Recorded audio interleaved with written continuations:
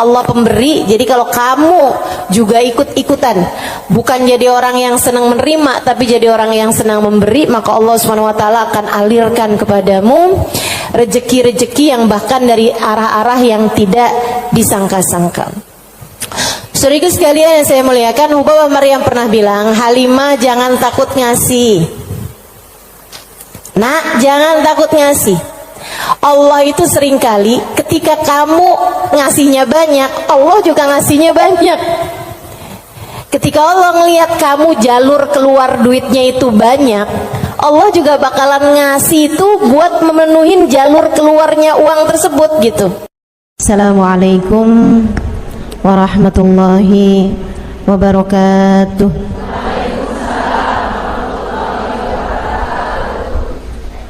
Alhamdulillah, wassalatu wassalamu ala rasulillah Muhammad ibn Abdillah wa ala alihi wa sahbihi wa man wala. Subhanaka la ilma lana illa ma 'allamtana innaka antal alimul hakim. Rabbi syrah li sadri wa yassir li amri wahlul 'uqdatan min lisani yafqahu qawli, amma ba'du. Baik, sebelum kita mulai, kita akan baca niat belajar bersama-sama. Mudah-mudahan ilmunya nanti sekali lagi jadi ilmu yang manfaat buat kita sekalian. Bismillahirrahmanirrahim. Nawaitu ta'allum wa ta'lim wan naf'a wal intifa' wal mudzakarah wat tadhkir wal ifadah wal istifadah wal hidza 'ala tamassuk bi kitabillah wa sunnati rasulillah sallallahu alaihi wa alihi wasallam wa du'a ilal huda والدلالة على الخير ابتغاء مرضاته وقربه وثوابه وحسن الخاتمة مع اللطف والعافية وصلاح العاقبة برحمتك يا أرحم الراحمين. إلى حضرة النبي محمد صلى الله عليه وسلم وآله وصحبه وأزواجه وذريته وأهل بيته وسلم وجميع الأنبياء والمرسلين والملائكة أجمعين أن الله يغفر لهم ويرحمهم ويعلي درجاتهم في الجنة وينفعنا ببركاتهم وأسرارهم وأنوارهم وعلومهم ونفعاتهم في الدين والدنيا والآخرة. Al-Fatihah, baca bersama-sama. A'udzu billahi minasyaitonir rajim. Bismillahirrahmanirrahim. Alhamdulillahi rabbil alamin. Arrahmanir rahim. Maliki yaumiddin. Iyyaka na'budu wa iyyaka nasta'in. Ihdinas siratal mustaqim. Siratal ladzina an'amta 'alaihim ghairil maghdubi 'alaihim waladdallin. Amin. Taqabbalallahu minna wa minkum, taqabbal ya karim. Allah tuh mau ngasih rezeki sama orang nggak pakai ada hitung-hitungannya, gitu kan? Pokoknya itu urusan langit, udah bener-bener yang Allah bilang rizqukum fis samai wa ma tu'adun, kata Allah. Rezeki kalian sudah selesai aku atur dari langit. Rezeki kalian sudah selesai aku atur dari langit. Saudaraku sekalian yang saya muliakan, nah kalau kita kepengen gitu kan, kayak rezekinya digampangin, cara dapatnya gampang, menyenangkan, itu juga sama Allah udah dikasih clue-cluenya. Salah satu cluenya adalah dengan rajin sedekah. Salah satu cluenya adalah dengan rajin memberi, bukan hanya sedekah. Sedekah itu untuk orang yang kita tahu memerlukan, tapi kalau memberi buat siapapun, termasuk kita ngasih sama orang yang kita sayangi, ngasih hadiah, begitu ya, buat orang tua kita mampu, tapi kita seneng aja ngasih hadiah sama mereka gitu. Misalnya kita suka ngasih kepada saudara-saudari kita, kakak adik kita, walaupun kita tahu dia mampu, tapi misalnya kita habis jalan-jalan condet, kita beliin duku, udah nggak ada ya, kita beliin salak condet kan, dulu mah masih ada tuh, ingat tuh, gitu. Saudara sekalian yang saya muliakan, itu memperbanyak rezeki, mempermudah rezeki, mempermudah jalurnya rezeki yang sudah Allah Subhanahu wa taala bagikan kepada kita, teman-teman saya sekalian. Nah, ini saya ingat ucapan Hubabah Maryam Al-Haddar, guru saya almarhumah. Beliau itu orang paling dermawan yang pernah saya kenal. Pasti ada banyak orang-orang dermawan, tapi orang paling dermawan yang saya kenal Hubabah Maryam Al-Haddar. Saudara sekalian, beliau tuh kalau bepergian bisa jadi lupa bawa uang buat belanja, lupa bawa uang buat apa, tapi nggak pernah lupa bawa uang buat sedekah. Karena memang ini orang satu senengnya ngasih luar biasa. Siapapun aja dia kasih. Anak-anak ketemu dia kasih, orang tua ketemu dia kasih. Dan dari Hubabah Maryam tuh saya juga jadi ngerti bahwa ternyata semua orang suka dikasih. Subhanallah, semua orang tuh seneng aja dikasih gitu. Walaupun dia orang mampu sekalipun gitu ya, tapi kalau dikasih tuh kok seneng aja gitu. Betul nggak? Ini yang katanya Nabi Muhammad, tahadau tahabu, saling beri hadiahlah kalian, maka kalian akan semakin saling sayang, semakin saling cinta. Makanya para ibu mesti yang besar hati buat selalu bisa ngasih sama anak-anaknya, para istri ngasih buat suaminya, begitu kan ya, saudara ngasih buat saudaranya, dan seterusnya gitu. Itu memang adalah bagian dari kita pengen cari ridha Allah SWT, irhamukillah, dengan cara memberi tersebut itu ya, ngambil sifatnya Allah SWT. Allah tuh mu'ti, Allah pemberi. Jadi kalau kamu juga ikut-ikutan, bukan jadi orang yang senang menerima, tapi jadi orang yang senang memberi, maka Allah SWT akan alirkan kepadamu rezeki-rezeki yang bahkan dari arah-arah yang tidak disangka-sangka. Saudara sekalian yang saya muliakan, Hubabah Maryam pernah bilang, Halimah jangan takut ngasih. Nak, jangan takut ngasih. Allah itu seringkali ketika kamu ngasihnya banyak, Allah juga ngasihnya banyak.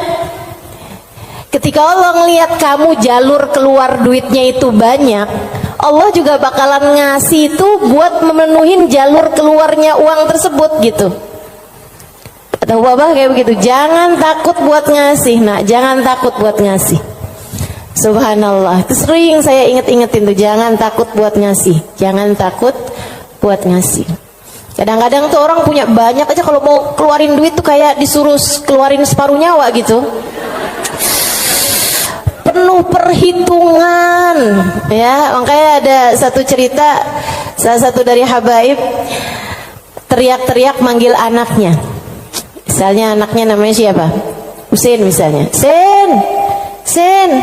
Anaknya sebelah saya yang namanya Husin. Sen. Si Husin ini kan dia dengar panggilan tapi dia nggak tahu ayahnya ada di mana. Dia bilang, "Bang, Abah ada di mana sih, Bah? Ini Husin, Bah. Lebek, Bah." Kata abahnya, kamar mandi, nak. Iya, Bah. Dikirain suruh ngambil sabun, apa kehabisan odol gitu kan. Sen, tolong ambilin duit Abah, nak. Ada di gesper Abah warna hijau. Iya sih. Habaib-habaib kita suka punya gesper warna hijau. Gesernya habaib tuh ya. Jadi gespernya dipakai bukan buat celana panjang, tapi buat sarung. Ada yang tahu nggak? Anak-anak zaman sekarang nggak pada tahu nih, nggak seru lah.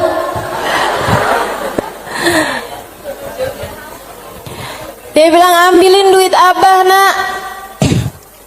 Kasihin kepada keluarga fakir miskin di jalan apa gitu, disebutin sama dia. Dikerjain sama anaknya saat itu juga, diambil uangnya kemudian diserahkan kepada keluarga yang dimaksudkan sama abahnya. Habis dia pulang, dia bilang sama abahnya, "Bah, abah kenapa sih bah? Sampai repot-repot lagi di kamar mandi, bukan nunggu aja ntar keluar." Abahnya bilang, "Nak, kalau keluar setannya lain lagi." Emang sedekah tuh kalau nggak cepet-cepet dikeluarin lain lagi tuh. Coba aja. Kamu ngeliat orang nih, ya ampun kesian banget, mau ngasih nih kayaknya 100 ribu deh, misalnya gitu. Kita inget nih dompet kita ada 100 ribuan gitu kan. Pas kita buka dompet, tapi banyak juga loh orang kayak gitu, 50 ribu aja apa ya gitu. Kelihatan ada duit yang hijau 20 ribuan, terakhir keluarnya berapa? 5.000. Ada yang pernah begitu? Mana orangnya? Saya. Urusan sedekah luar biasa. Kalau nggak cepet-cepet dikerjain, luar biasa setannya teman-teman sekalian. Makanya mudah-mudahan Allah SWT selamatkan kita dari segala sifat pelit-pelit ini nih.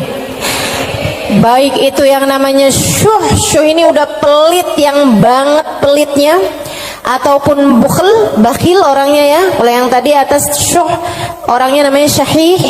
Kalau yang kedua nih bakhil, yaitu orang yang pelit sama apa yang dia punya, ama yang jadi miliknya dia mau ngeluarinnya tuh penuh dengan perhitungan.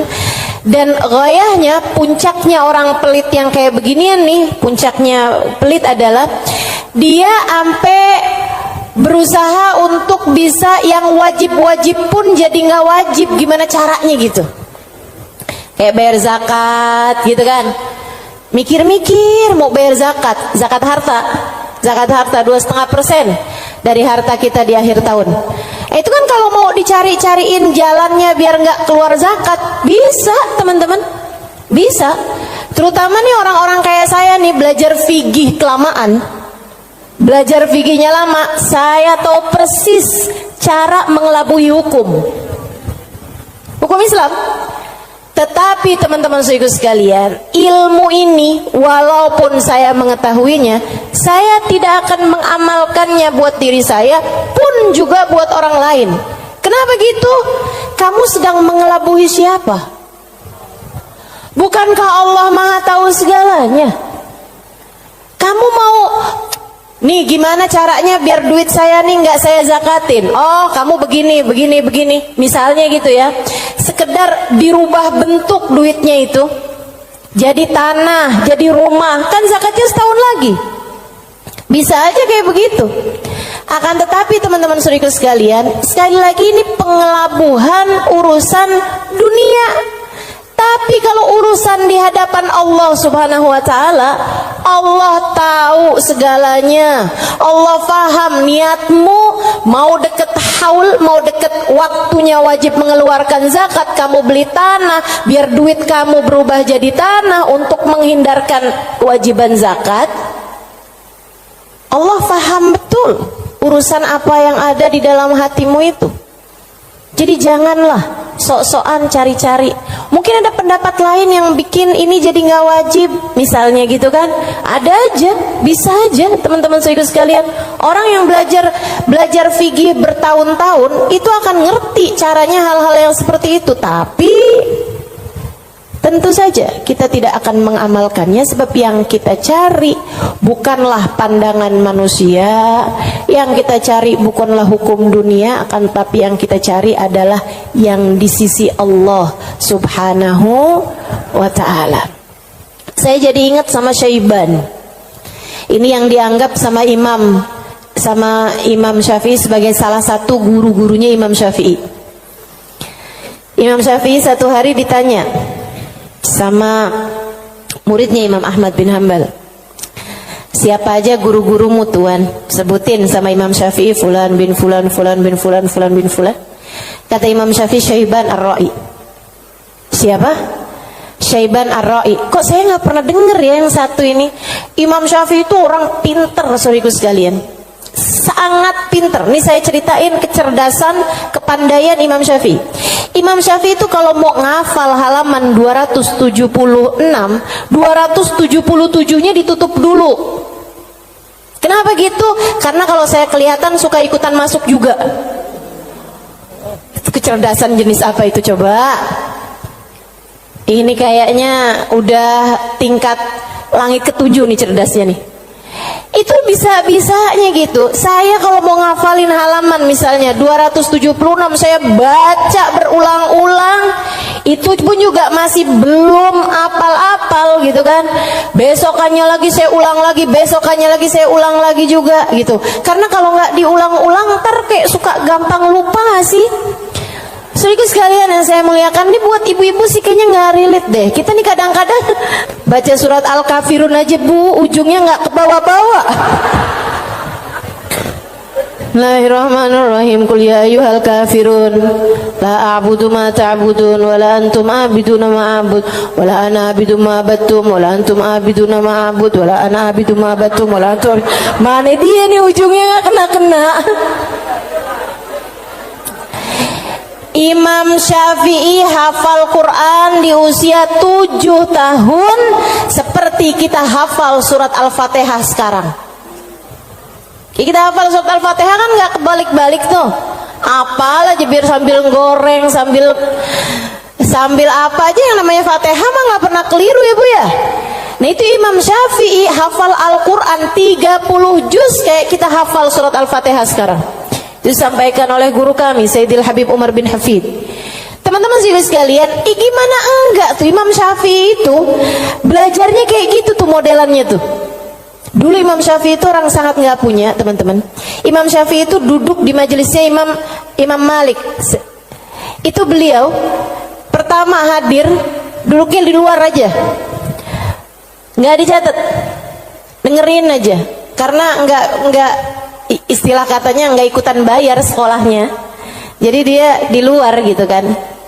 Satu waktu habis selesai murid-murid pada keluar, gurunya nih ngeliatin si anak ini dipanggil sama gurunya gitu. Terus tanyain, belum Imam Malik ini ya, gurunya yang masih awal, masih dasar. Tanyain gitu, nak, tadi apa yang saya terangkan? Dia bisa ngulangin semua yang diterangin sama gurunya 100%. Habis itu gurunya bilang, nak kenapa kamu nggak duduk di kelas saya? Dia bilang, karena saya nggak ikutan bayaran. Nggak apa-apa, duduklah nak di kelas saya akan berbangga dengan kamu bisa duduk di kelas saya. Dah tuh Imam Syafi'i. Kalau mau ngafalin halaman sebelah, halaman yang sesudahnya tuh ditutup dulu sama beliau, karena gampang banget masuk, asal kelihatan kelebetan udah langsung masuk. Kecerdasan yang luar biasa teman-teman saudaraku sekalian yang saya muliakan. Nah ini satu waktu ditanya sama muridnya Imam Ahmad bin Hambal, guru-gurumu siapa aja tuan?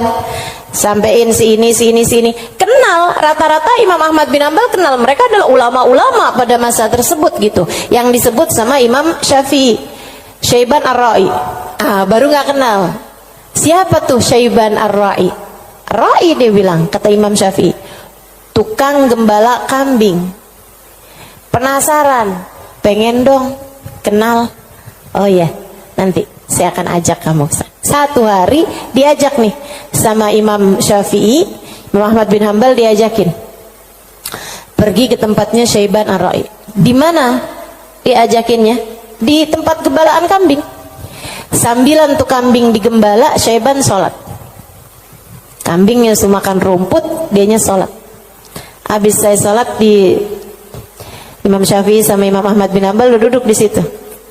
Assalamualaikum warahmatullahi wabarakatuh Syaiban. Waalaikumsalam warahmatullahi wabarakatuh.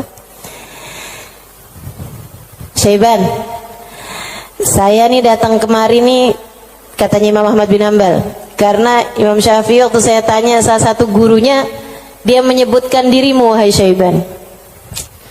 Emang Syafi'i ini ada-ada aja, tawadu kan, bukan yang ya gitulah saya.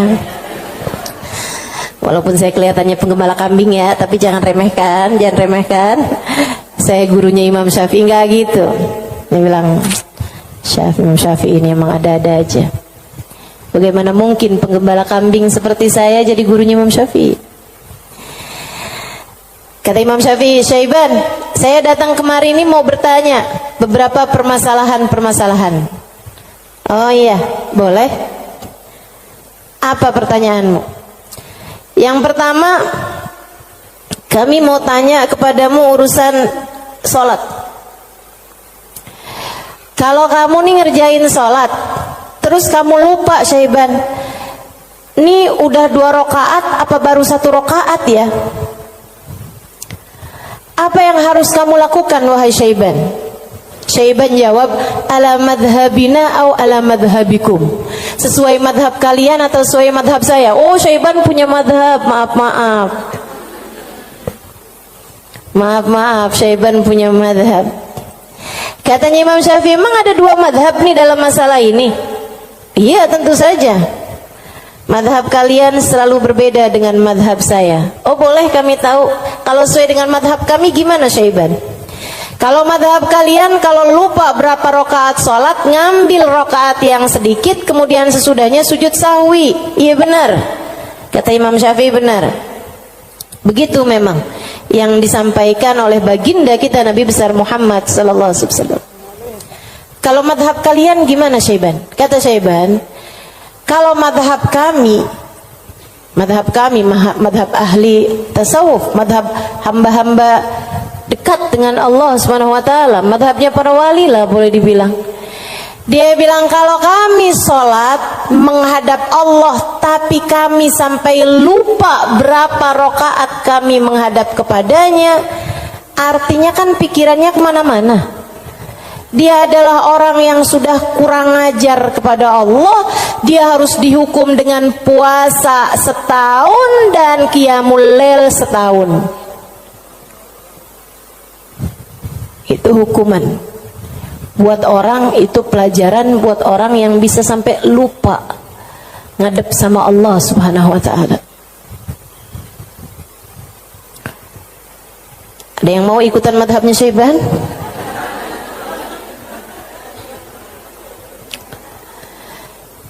Oke. Imam Ahmad bin Hanbal mikir, pantesan nih orang jadi gurunya Imam Syafi'i. Nggak salah. Dia bilang pertanyaan yang kedua, wahai Syaiban, ini saya mau nanya urusan zakat. Baik. Ini kan kamu kan punya banyak kambing nih Syaiban nih. Yang kamu gembalakan nih kambing-kambingmu bukan? Iya, kambing saya, kata Syaiban. Ada kayak berapa ekor lah kambingnya. Dia bilang, berapa zakatnya kambingmu ini wahai Syaiban? Syaiban kembali nanya, ala madhabina am ala madhabikum? Madhab saya apa madhab kalian? Dia bilang, emang ada 2 madhab juga nih dalam urusan zakat ini nih? Iya, selalu ada opini-opini, pemahaman-pemahaman dalam urusan agama. Dan teman-teman, agama Islam ini satu-satunya agama yang memperbolehkan kamu untuk bahkan menyuruh kamu untuk selalu berpikir. Agama yang paling natural, agama yang sesuai sama pola pikir manusia. Kamu harus berpikir biar selamat dari api neraka. Kamu harus berpikir, gitu kan? Bahkan Allah ketika menceritakan tentang orang-orang ahli neraka, lahum qulubun la yafqahuna biha, kata Allah. Mereka punya hati, punya pikiran tapi nggak dipakai mikir. Akhirnya jadi ahli neraka. Orang selalu aja tuh fa'tabiru ya ulil albab, gitu kan? Maka ambillah pelajaran dari sini wahai yang berpikir. Disuruh berpikir. Kita ini dalam Islam ini disuruh berpikir, nggak boleh kayak yang udah ini doktrinnya agama, udah ikut aja, nggak bisa. Islam ini adalah agama yang selalu memerintahkan kamu buat berpikir. Makanya Syaiban kepikiran tuh jawaban-jawaban yang tidak sesuai dengan konteks fikih, tapi tidak salah. Teman-teman. Ya orang yang lupa rakaat, kemudian dia merasa bahwa dirinya adalah seorang yang kurang ajar sama Allah Subhanahu wa taala karena menghadap Allah, tapi kepikirannya gelambiar kemana-mana. Kalau dia kemudian menghukum dirinya sendiri dengan puasa sepanjang tahunnya, itu tentu adalah sesuatu hal yang luar biasa tingginya gitu. Seseorang yang sudah mencapai tingkat spiritualitas yang sangat-sangat berkelas. Ditanya nih urusan zakat nih. Berapa zakatnya wahai Syaiban? Katanya Syaiban, ala madhabina am ala madhabikum? Sesuai dengan madhab kalian apa sesuai dengan madhab saya? Kalau madhab kami gimana Syaiban? Orang kan buat tahu kan mesti tahu perbandingannya. Oh, kalau madhab kalian 40 ekor kambing, 1 ekor kambing, 121, 2 ekor kambing, selanjutnya setiap 100, 1 ekor kambing. Iya benar. Kayak gitu tuh. Zakatnya kambing. Menurut Islam sesuai dengan apa yang sudah diajarkan baginda kita Nabi besar Muhammad. 40 1 ekor kambing, 121 2 ekor kambing, selanjutnya setiap 100 1 ekor kambing. Jadi kalau kamu punya 900 ekor kambing berarti 9 ekor gitu. Kalau menurut madhab kalian gimana wahai Syaiban? Syaiban kemudian menjawab, kalau madhab kami, saya ini budak, budaknya Allah.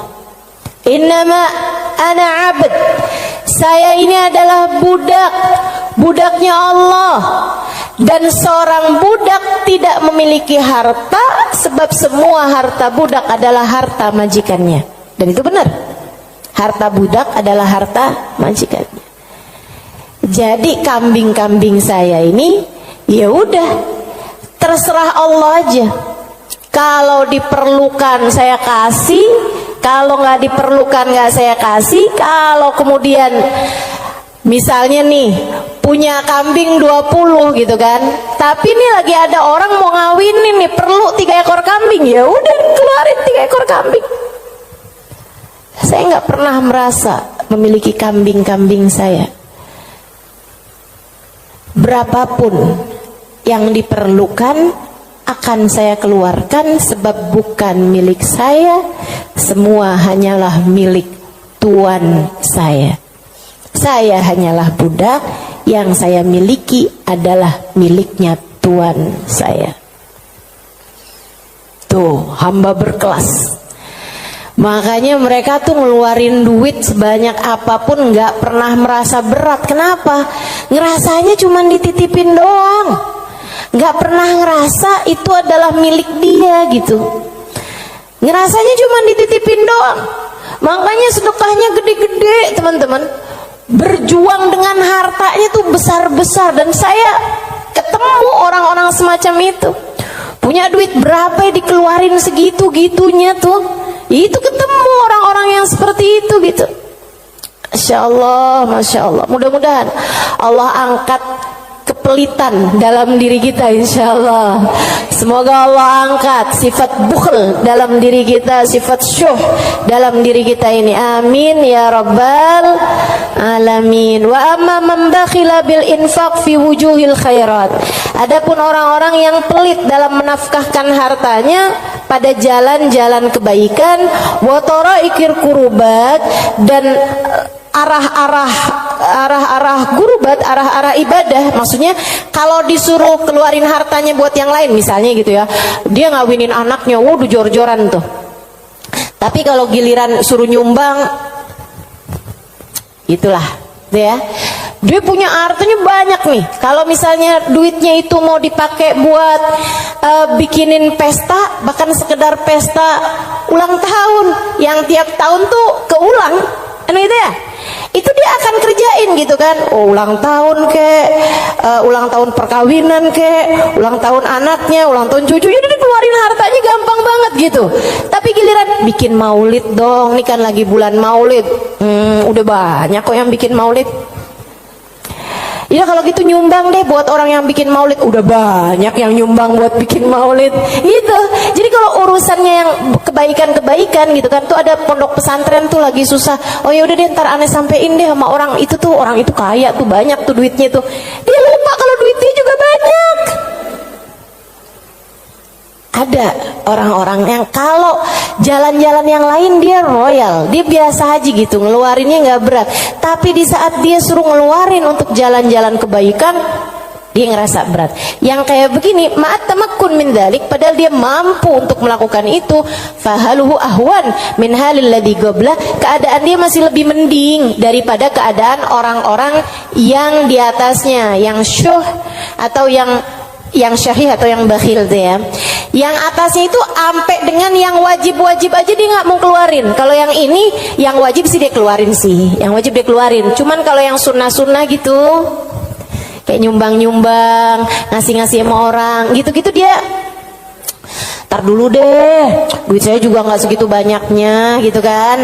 Ada orang nih susah-susah nih, terus dia bilang gitu, emang beneran susah anak-anak yatim gitu kan, korban bencana alam atau apa gitu, emang beneran susah. Itu juga mau ngeluarinnya kayak yang berat banget gitu. Yang kayak beginian gimana nih? Ahwan minal ladzi qabla, mendingan sih daripada yang sebelumnya. Sebutnya apa? Wa yusamma bakhilan aidan, disebut juga orang bakhil juga. Lianna qad adharal mal wa laqiba fi imsaki, karena dia mendahulukan harta untuk dirinya sendiri dan dia senang buat pegangin hartanya. Wa bakhila bi badlihi fi ma huwa arfa' lahu wa anfa' inda rabbih min ad-darajatil ula wal khairatil baqiyah fid daril akhirah. Karena dia itu kan bakhilnya itu menyelahkan sesuatu yang dia rasa lebih bermanfaat.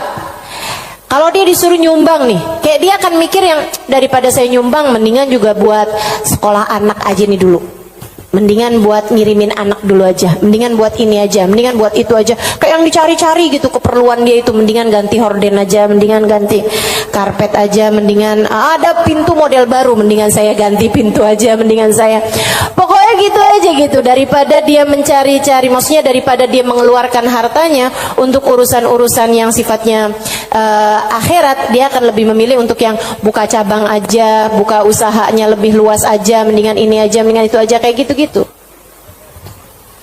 Atau bahkan mendingan buat kawin lagi aja. Itu ngebantu orang juga. Dia akan nyari perempuan yang miskin juga.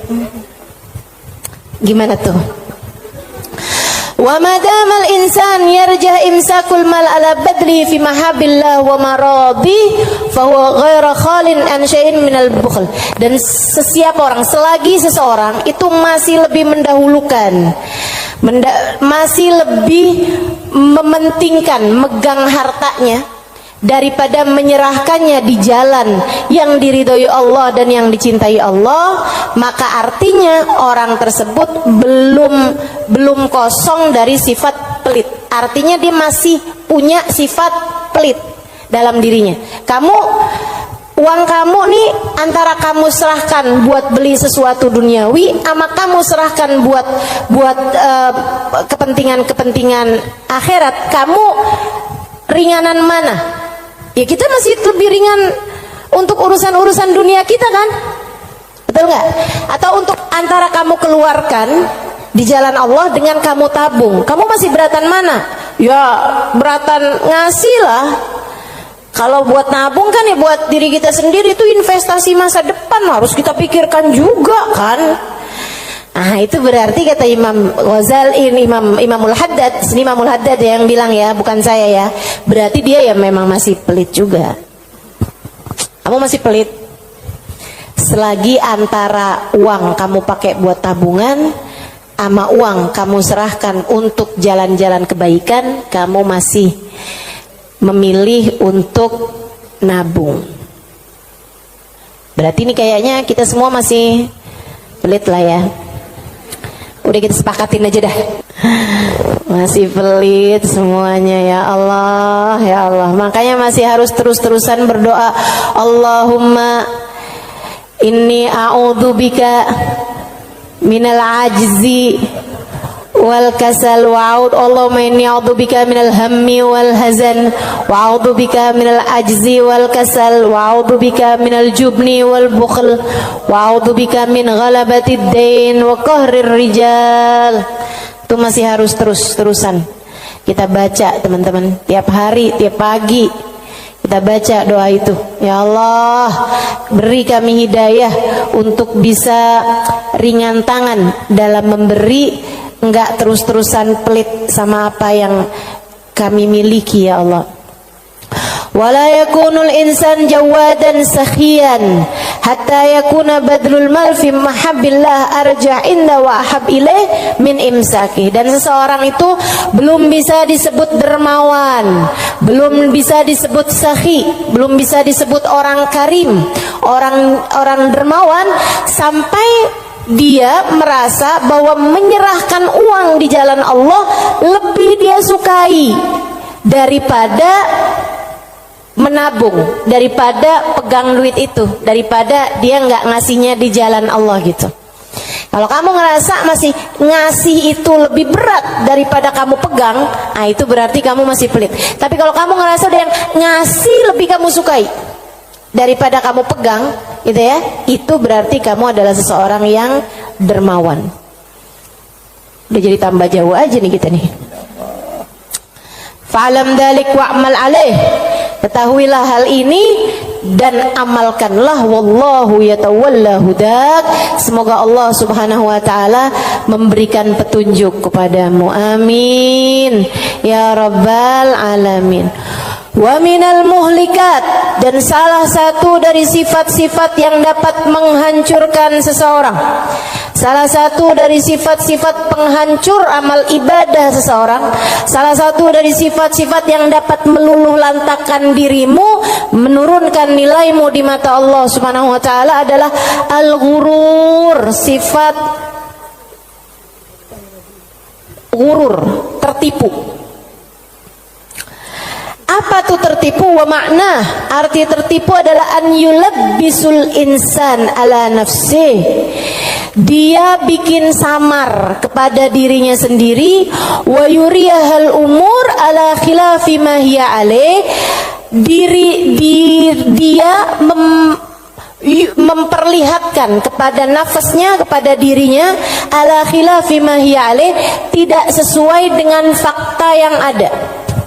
Wadzalik lidu'fi basiratihi 'ala din, dan yang seperti ini adalah karena lemahnya pemahamannya, basirahnya.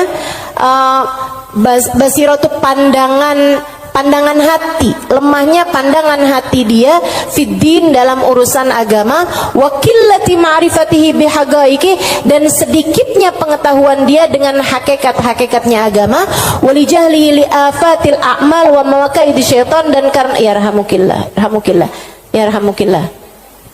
banyak bener sih, ada gak?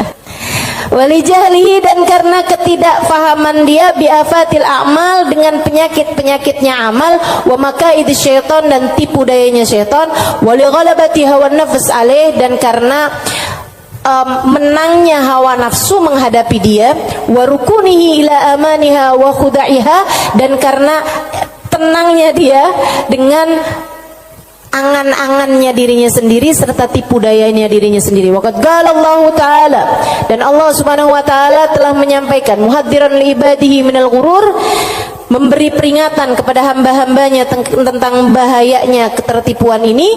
Kata Allah Subhanahu wa taala, ya ayyuhan nas inna wa'dallahi haq, wahai sekalian manusia, sesungguhnya janji Allah itu benar. Fala taghurranakumul hayatud dunya, janganlah kehidupan dunia menipu kalian, wala taghurrannakum wala yaghurrannakum billahil ghurur, dan janganlah ghurur, tipu daya, menipu kalian dari Allah Subhanahu wa taala.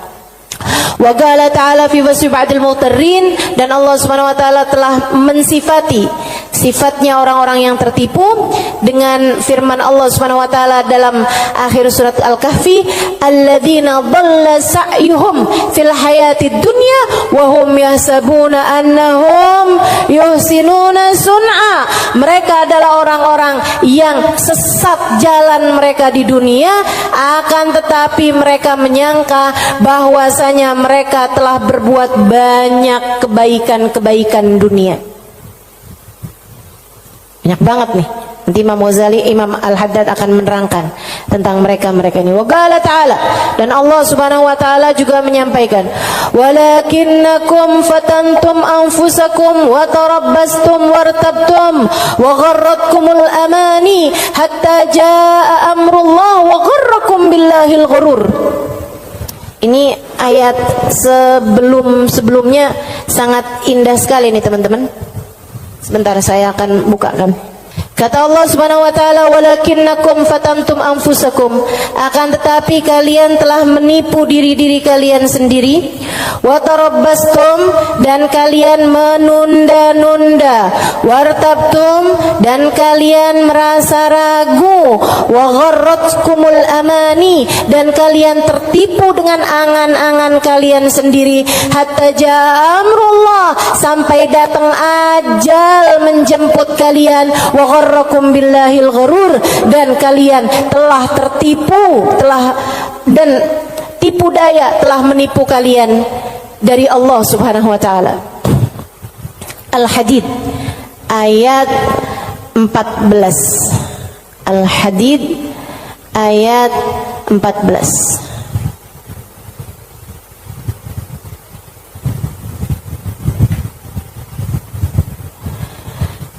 Al-Hadid ayat 14. Nih. Ini serem sih. Saya mau baca ayat ini nih, pas baca Quran pas nyampe ayat-ayat ini. Ya Allah, ngerinya. Saya bacain ya.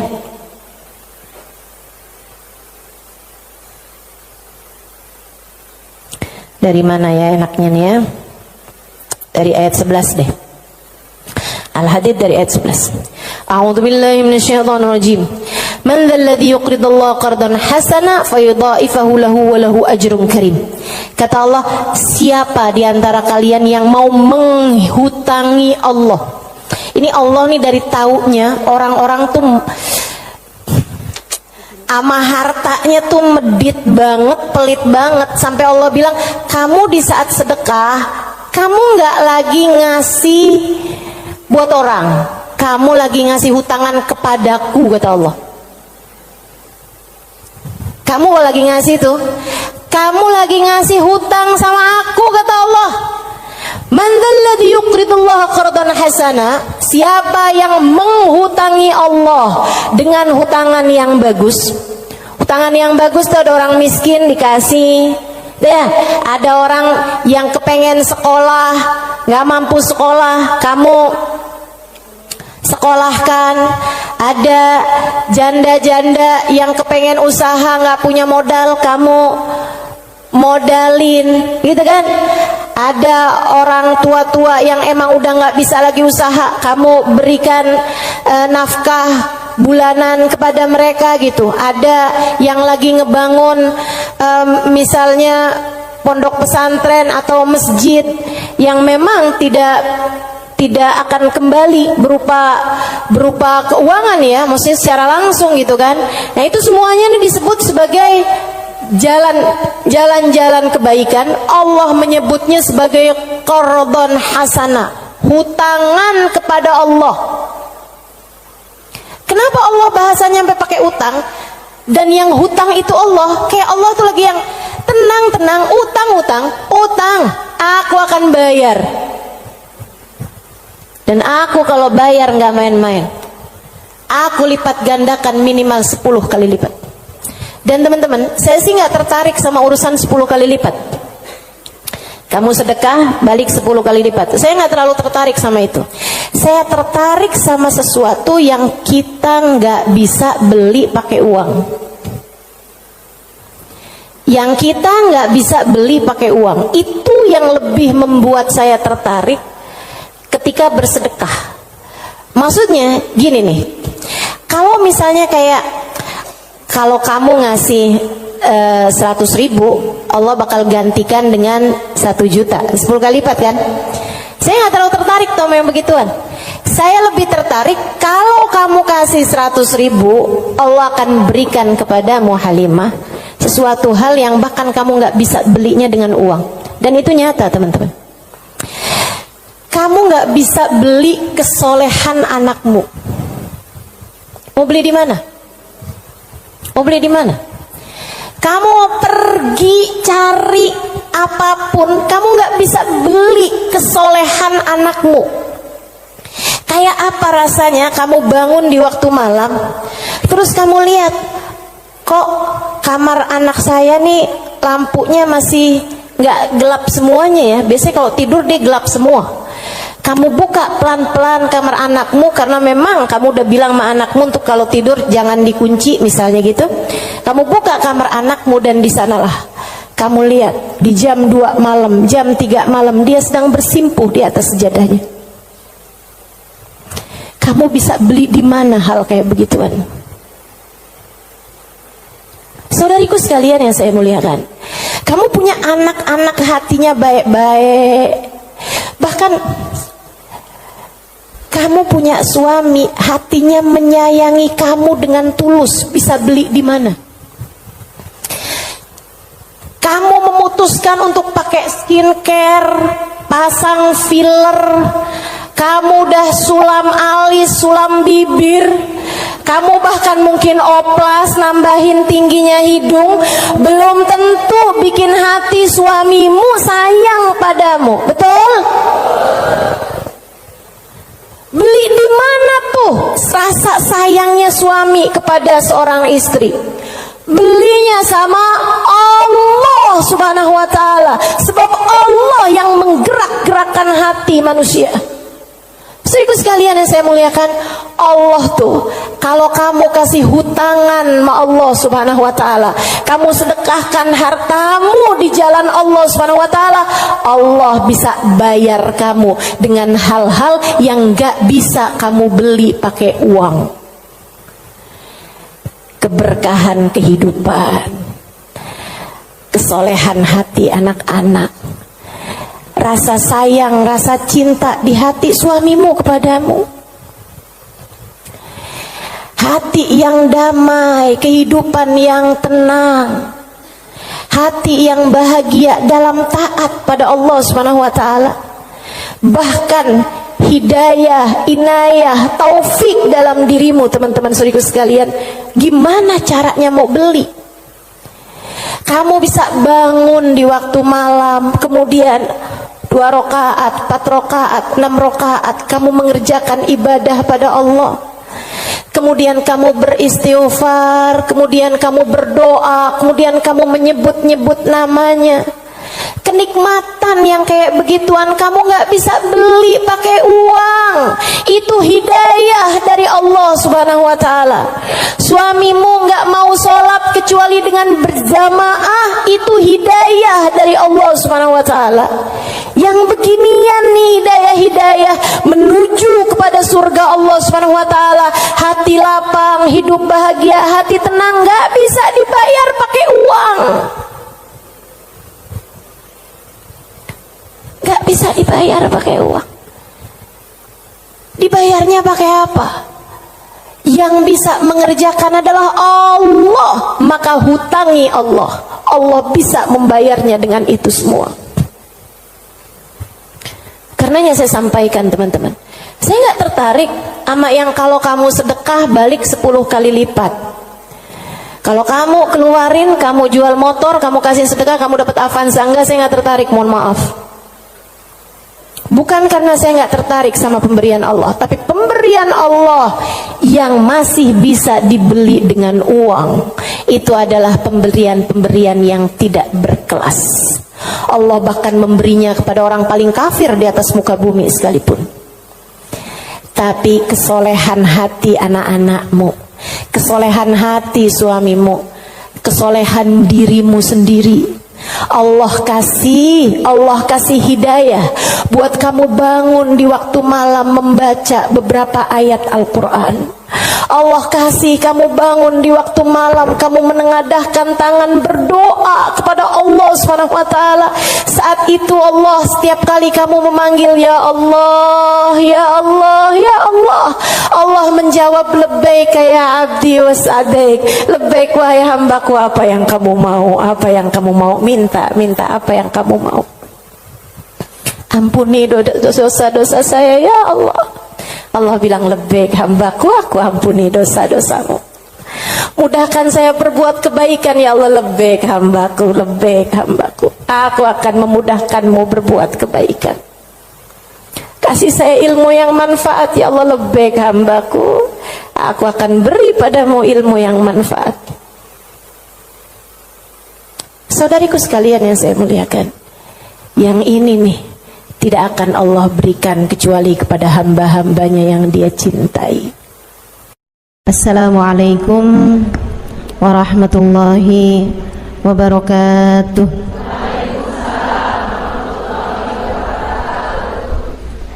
Alhamdulillah, wassalatu wassalamu ala Rasulillah Muhammad ibn Abdullah wa ala alihi wa sahbihi wa man wala. Subhanaka la ilma lana illa ma 'allamtana innaka antal alimul hakim. Rabbi shrah li sadri wa yassir li amri wahlul 'uqdatan min lisani yafqahu qawli, amma ba'du. Baik, sebelum kita mulai, kita akan baca niat belajar bersama-sama. Mudah-mudahan ilmunya nanti sekali lagi jadi ilmu yang manfaat buat kita sekalian. Bismillahirrahmanirrahim. Nawaitu ta'allum wa ta'lim wan naf'a wal intifa' wal mudzakarah wat tadhkir wal ifadah wal istifadah wal hidza ala tamassuk bi kitabillah wa sunnati rasulillah sallallahu alaihi wa alihi wa sallam wa du'a ila al-huda والدلالة على الخير ابتغاء مرضاته وقربه وثوابه وحسن الخاتمة مع اللطف والعافية وصلاح العاقبة برحمتك يا أرحم الراحمين. إلى حضرة النبي محمد صلى الله عليه وسلم وآله وصحبه وأزواجه وذريته وأهل بيته وسلم وجميع الأنبياء والمرسلين والملائكة أجمعين أن الله يغفر لهم ويرحمهم ويعلي درجاتهم في الجنة وينفعنا بركاتهم وأسرارهم وأنوارهم وعلومهم ونفعاتهم في الدين والدنيا والآخرة. Al-Fatihah, baca bersama-sama. A'udzu billahi minasyaitonir rajim. Bismillahirrahmanirrahim. Alhamdulillahi rabbil alamin. Arrahmanir rahim. Maliki yaumiddin. Iyyaka na'budu wa iyyaka nasta'in. Ihdinas siratal mustaqim. Siratal ladzina an'amta 'alaihim ghairil maghdubi 'alaihim waladdallin. Amin.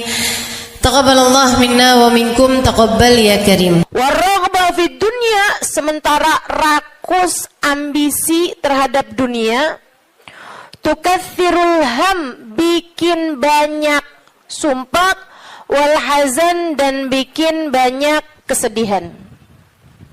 Bikin sedih badan kita, bikin sedih hati kita, bikin sumpek dan bikin akhirnya jadi berpenyakit ya badan kita ini.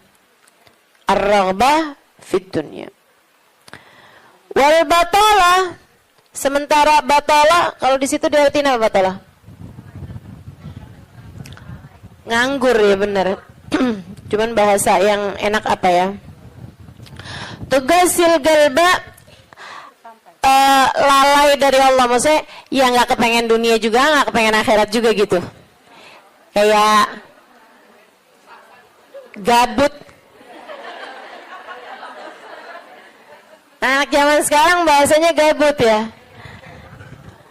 Gabut itu apa sih sebenarnya? Nggak ada kerjaan gitu kan? Itu kayak ada singkatan nggak butuh gitu kali ya, dari itu ya.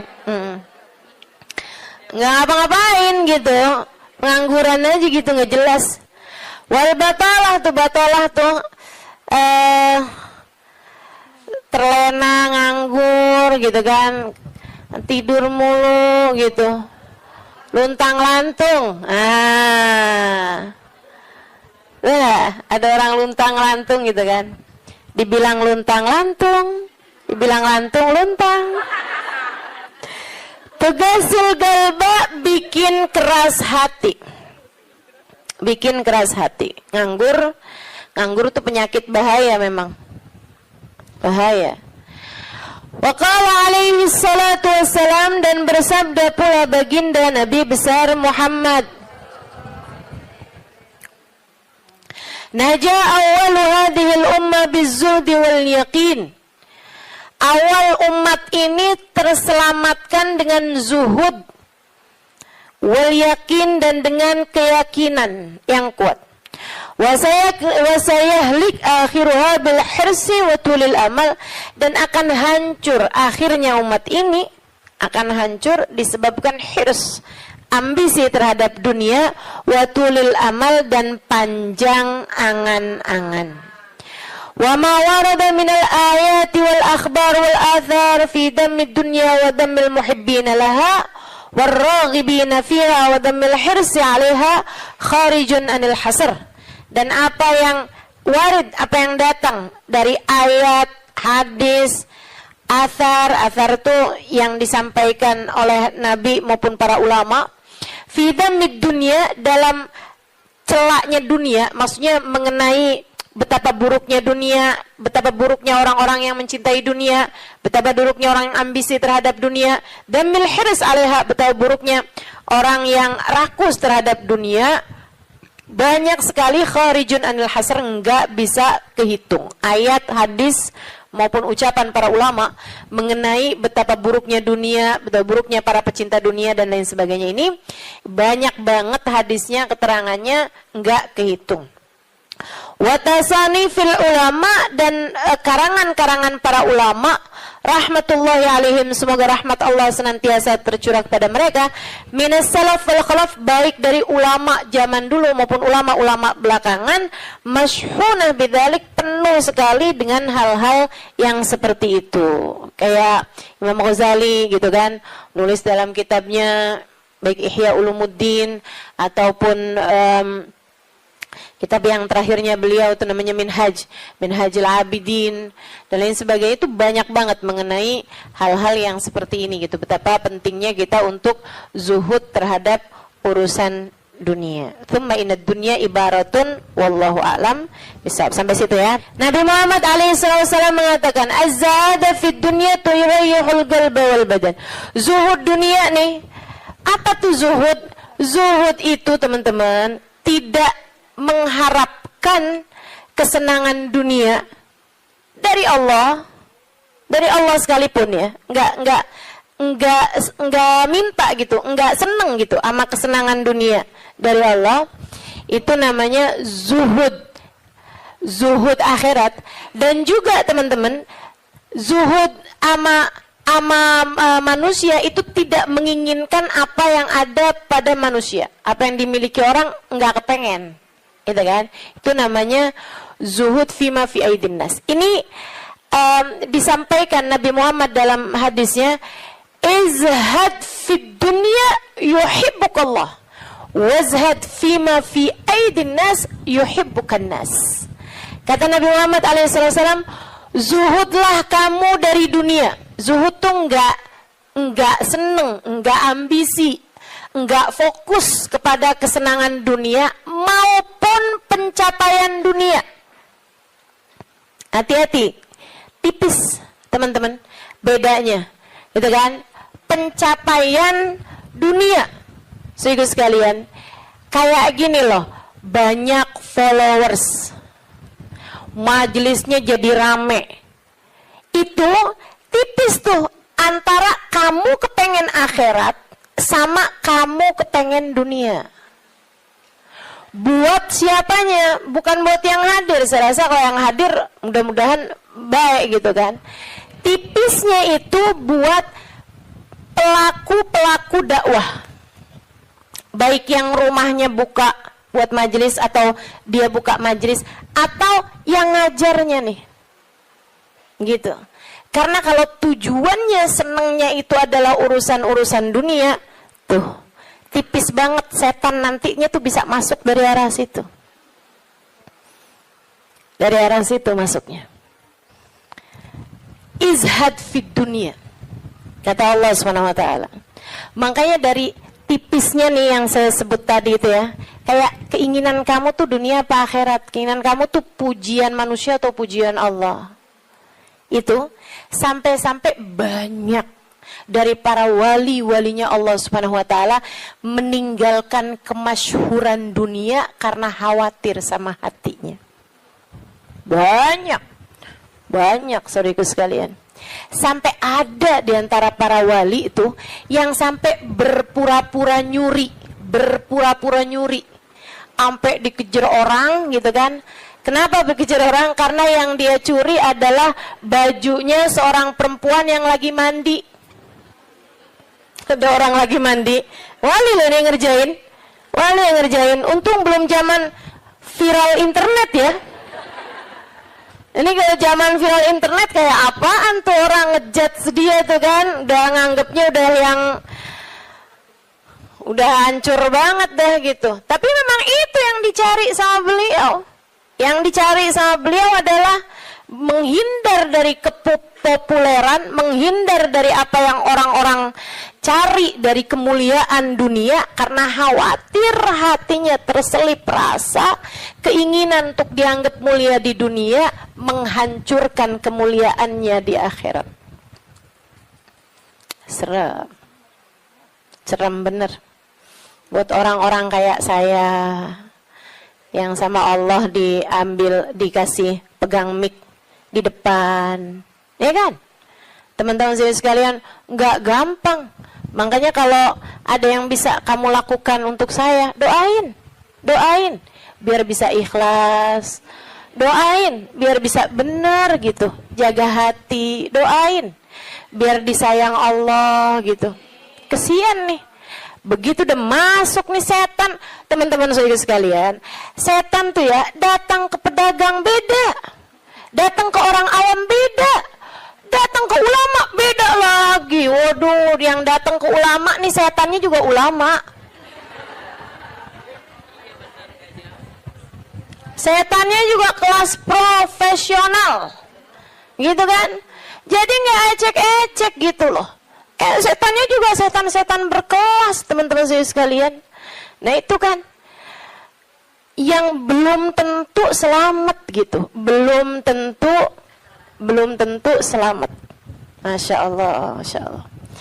Ada tuh zamannya Imam siapa ya? Ada Imam Ghazali cerita dalam Ihya-nya. Kita suka ketawa-ketawa tuh dengerin cerita Imam, maksudnya baca ceritanya Imam Ghazali yang begitu-begituan. Kata Imam Ghazali dalam Ihya,